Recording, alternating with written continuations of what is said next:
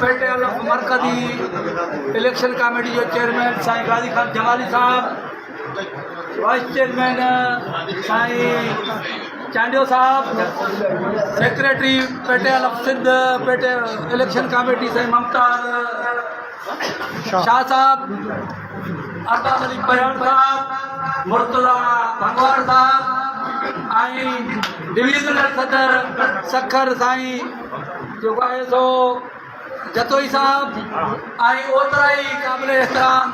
साम्हूं वेठल मुंहिंजा उस्ताद साथियो, अस्सलाम वालेकुम। अॼु इंतिहाई ख़ुशी जी ॻाल्हि आहे जिन दोस्तनि अॼु पेटे अलफ जे आइन मुताबिक़ इलेक्शन कमेटीअ जो जेको हक़ खयो आहे, असांखे इहा उमेदु आहे त उहे दोस्त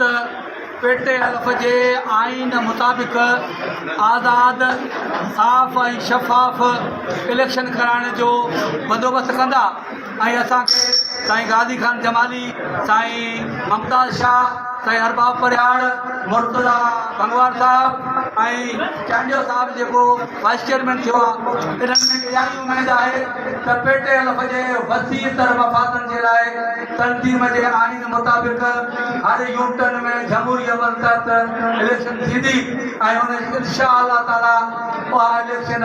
क़ाइमु ऐं दाइम रहंदी। ऐं साईं जन खे मुबारकबाद पेश थो कयां पंहिंजो इलेक्शन पूरो करे ऐं चूंडियल दोस्तनि जे हवाले पंहिंजी चार्ज कंदा।